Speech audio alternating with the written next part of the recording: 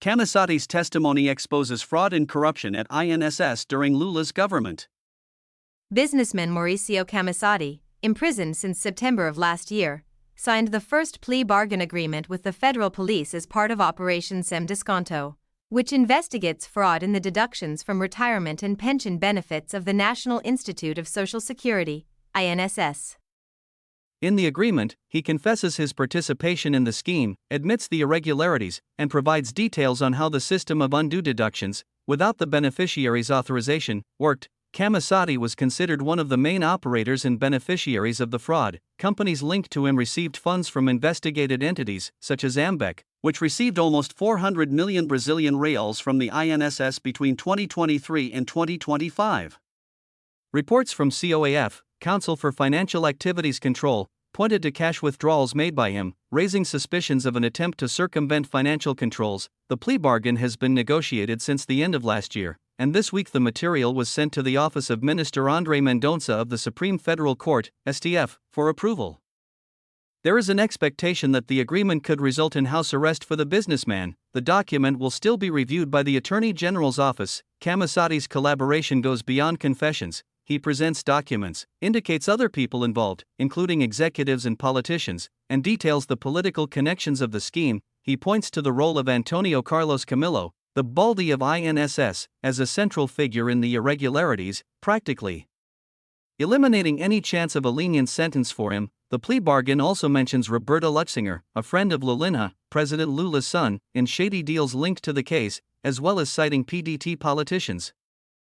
Ministers of the Lula government, former members of the PT administration, parliamentarians, former civil servants, and party leaders who allegedly knew about the fraud and did not take steps to prevent the misappropriation of public funds. A party vice president is cited as a beneficiary of bribes, as are names linked to the INSS, Brazilian National Social Security Institute, and deputies who allegedly received money from illegal deductions. The whistleblower also describes how the embezzled money was laundered through a corporate structure, including the participation of a well-known law firm in Sao Paulo.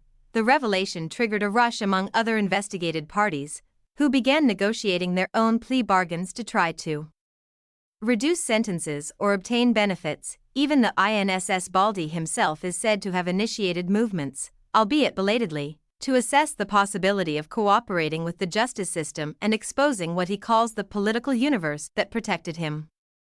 The scandal, which gained momentum in 2025, involves undue deductions from the benefits of retirees and pensioners, with entities and companies allegedly serving as fronts for money laundering. Camizotti's testimony, the first in the investigation, exposes the inner workings of a scheme that affected millions of Brazilians dependent on the INSS and now depends on the Supreme Federal Court's analysis to be validated.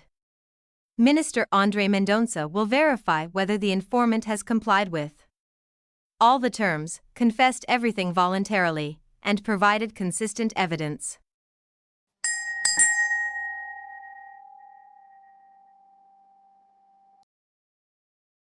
Aqueles que comemoraram o fim da CPMI, que não assinaram para que a gente continuasse todo o trabalho, aqueles que fizeram foto, fizeram lá toda uma manifestação, um relatório paralelo, agora devem estar preocupados e nem dormindo, hein? Falei com vocês que a CPMI ela seria parada, mas as investigações não. E eu coloquei com muita clareza, viriam delações que vão revelar tudo aquilo que nós não tivemos tempo para trazer para vocês. Agora está aí, Maurício Camisotti, empresário preso desde setembro, e é bom lembrar, um dos primeiros que nós pedimos a prisão pela CPMI, ele decidiu, assinou a delação e vai falar todo mundo que está envolvido, todo mundo, políticos, filhos de gente importante, por aí vai em toda essa história. Então, o tempo da comemoração daqueles durou muito pouco. A verdade não pode ser calada, gente.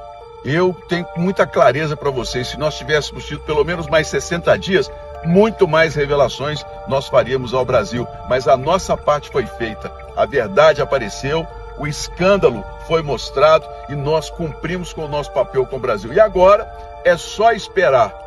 Não durmam mesmo, corruptos, porque a hora de vocês vai chegar e vocês vão enfrentar a justiça.